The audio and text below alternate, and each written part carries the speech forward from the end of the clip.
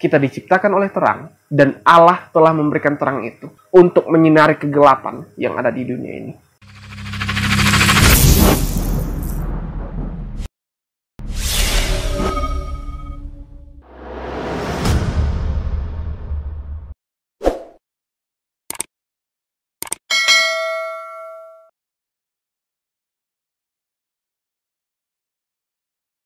Tahukah bahwa setan berusaha membuat kita berpaling daripada Tuhan? Setan berusaha membuat kita jauh daripada Tuhan. Sama halnya pada saat dia membuat Adam dan Hawa untuk pertama kalinya jatuh dalam dosa. Tindakan berpaling daripada Tuhan. Tindakan pelanggaran akan hukum-hukum Tuhan. Perintah Tuhan. Setan tidak perlu membuat manusia untuk menyembah secara langsung kepadanya. Setan hanya perlu membuat manusia untuk berpaling dari penyembahan kepada Tuhan kepada ciptaan Tuhan. Contohnya, setan membuat Hawa untuk berfokus kepada dirinya sendiri, gantinya berfokus kepada Tuhan. Demikian cara setan untuk menjerumuskan kita. Dia tidak perlu dengan terang-terangan membuat kita menyembah dia. Contohnya pergi ke gereja setan. Kita tidak perlu dengan terang-terangan menyembah dia. Dia hanya cukup memalingkan kita daripada Allah kepada ciptaannya. Daripada terang itu kepada ciptaannya. Sama halnya dalam salah satu pelajaran kitab Wahyu kepada jemaat di Efesus. Beberapa waktu lalu sempat kita bahas dalam video pelajaran sederhana dari kitab Wahyu terhadap jemaat Efesus. Ada satu pelajaran tentang di mana Allah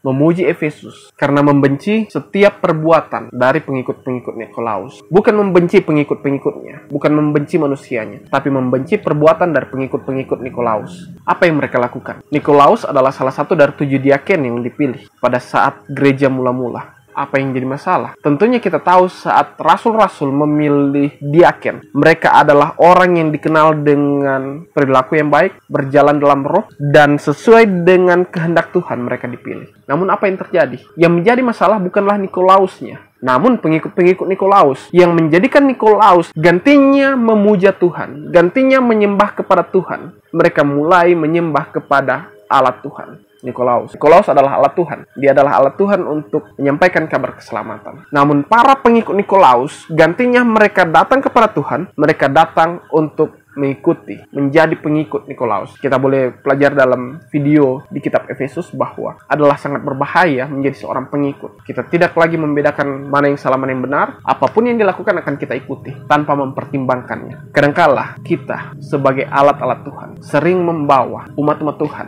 datang kepada kita, gantinya datang kepada Allah. Setan tidak perlu membuat manusia menyembah dia secara langsung. Setan hanya perlu memalingkan pandangan manusia daripada Allah kepada alatnya, daripada terang itu kepada alat penerang itu. Terang merepresentasikan Allah, dan cara setan membuat kita tersesat adalah gantinya datang kepada terang. Dia mengajak kita untuk datang kepada benda penerang. Terbukti penyembahan berhala untuk pertama kalinya yang terjadi di Babilonia kuno, saat dimana Nimrod menikah dengan ibunya sendiri menurut sejarah dan menjadikan dia istrinya. Kemudian Nimrod mati, dan Semiramis yang adalah istri dari Nimrod, dia kemudian mengandung, dan dia mengatakan bahwa anak dalam kandungannya adalah titisan dari Nimrod itu sendiri. Nimrod adalah seorang yang perkasa, seorang pahlawan yang gagah perkasa di hadapan Tuhan, sehingga banyak orang yang mengikutinya. Dan saat Nimrod mati, Semiramis memanfaatkan itu dan mengatakan bahwa anak yang ada dalam kandungannya adalah titisan dari Nimrod. Dan mengapa orang-orang pada saat itu mempercayai hal tersebut? Karena mereka telah diwariskan dengan janji turun-temurun bahwa keturunan dari perempuan ini akan menjadi penyelamat pada akhirnya. Kita tahu perempuan di mana dimaksud. Dan Semiramis memanfaatkan cerita ini untuk menjadikan dia sebagai perempuan tersebut, dan anak dalam kandungan menjadi juru selamat yang akan terlahir. Sehingga muncullah penyembahan kepada Semiramis dan anaknya yang merupakan titisan dari Nimrod, dewa matahari. Karena itu banyak perlambangan dari Semiramis ini, seorang perempuan yang menggendong bayi kecil dan di atas kepalanya memancarkan cahaya matahari. Setan tidak perlu memalingkan pandangan umat-umat manusia daripada terang itu kepada dirinya. Setan hanya perlu memalingkan pandangan umat manusia daripada terang yang sebenarnya kepada benda-benda penerang. Sehingga terjadilah penyembahan-penyembahan berhala, penyembahan kepada dewa matahari. Mengkhususkan satu hari untuk menyembah dewa matahari yang disebut hari matahari, atau dalam bahasa Inggris dikenal dengan Sun Day, hari matahari. kelompok yang lain, di mana setan mulai mengetahui bahwa orang-orang mulai tidak terpengaruh lagi dengan jebakan yang dia lakukan. Dan dia memulai jebakan yang lainnya. Mengalihkan perhatian daripada umat manusia untuk menyembah terang yang sebenarnya atau Allah kepada benda-benda penerang. Apa benda penerang yang satunya? Matahari, bulan. Dan orang mulai menyembah bulan, sahabat lunar. Sudah banyak pembahasan tentang hal ini. Saya sampai di sini.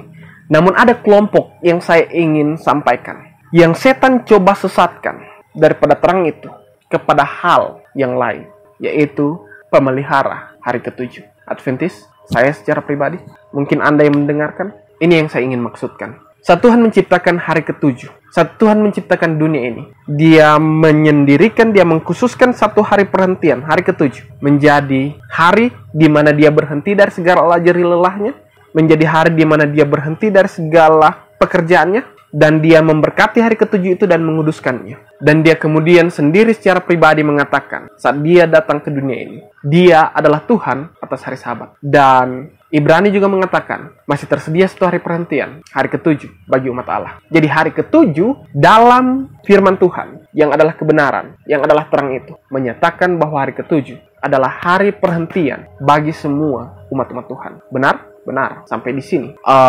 Mengapa hari ke-7? Kalau kita melihat, Petrus sendiri menganggap angka 7 adalah angka yang sempurna. Dan kesempurnaan merefleksikan Tuhan itu sendiri. Tuhan ingin memiliki satu hari perhentian yang menjadi milik kepunyaannya, yang menjadi milik terang tersebut. Dan saat kita beribadah pada hari yang ke-7, maka kita telah mengikuti terang itu dan kemauannya. Kita telah mengikuti firman itu, kebenaran itu, dan semua yang tertulis di dalamnya. Lalu apa masalahnya? Masalahnya adalah ini. Saat Yesus hadir di dunia ini, Yesus menggambarkan bahwa perintah Allah adalah kasih kepada Allah dan kasih kepada manusia. Saat kita menuruti perintah Allah, kita harus mengerti bahwa tujuan kita memelihara hukum, kita memelihara perintah Allah, tujuan kita beribadah di hari Sabat adalah untuk memantulkan kasih Allah. Karena kitab 1 Yohanes 4:16 mengatakan, karena Allah adalah kasih. Kasih merupakan karakter utama dari terang itu. Saat kita mengikuti terang itu, beribadah di hari ke-7, dan lupa mempraktekkan kasih,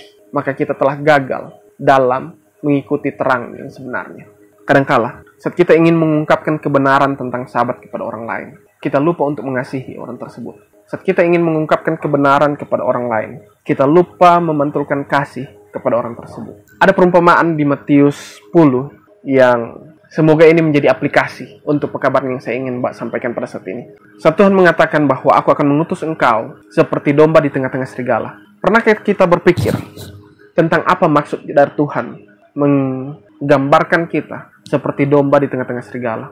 Apa yang terjadi dengan domba di tengah-tengah serigala? Para serigala menyerang kita dari segala sudut. Mereka membuat lingkaran dan menakuti-nakuti domba itu. Sehingga yang dilakukan domba itu adalah terdiam dan berdiam. Bisakah domba membalas setiap auman dari serigala-serigala ini? Saat serigala-serigala mulai menyerang dia, dapatkah domba ini membalas auman tersebut? Mungkin dia mengembik. Karena itu, saat para murid diutus untuk menyampaikan kabar keselamatan ini di tengah orang-orang kafir, di tengah orang-orang Yahudi, di hadapan semua orang, apa yang mereka dapatkan? Penganiayaan. Saat kita menyampaikan kebenaran, maka yang akan kita dapatkan adalah penganiayaan. Namun kadangkala kita menyampaikan kebenaran sambil kita menganiaya orang lain. Allah mengutus kita seperti domba di tengah-tengah serigala. Allah ingin kita menjadi terang di tengah-tengah kegelapan. Saat orang mulai mencibir kita, saat orang mulai mengaum kepada kita seperti serigala, kadangkala kita menjadi serigala di tengah serigala. Kadangkala kita tidak menjadi terang yang sebenarnya di tengah-tengah kegelapan. Namun kita membuat kegelapan itu menjadi lebih gelap. Dengan cara apa? Saat orang mencibir kita, saat orang mengatakan kita, saat orang mengutuki kita, apa yang kita balas? Kita mengutuki mereka balik. Kita mengatakan kata-kata sumpah serapah kepada mereka. Kalau murid-murid Yesus dianiaya oleh karena kebenaran, kebanyakan kita di saat ini menganiaya oleh karena kebenaran. Jadilah terang yang sebenarnya. Jadilah domba di tengah-tengah serigala. Tuhan telah mengutus kita menjadi berkat bagi seisi dunia. Tuhan telah mengutus kita menjadi pribadi yang akan menyampaikan kabar keselamatan, bukan kabar kehancuran. Jadilah terang yang benar-benar memancarkan cahaya itu. terang yang benar-benar memantulkan kasih itu. Terang merepresentasikan Allah, dan Allah adalah kasih. Jadilah orang, pribadi, yang mengasihi sesama manusia. Saat kita menyampaikan kebenaran, sampaikan itu dengan kasih.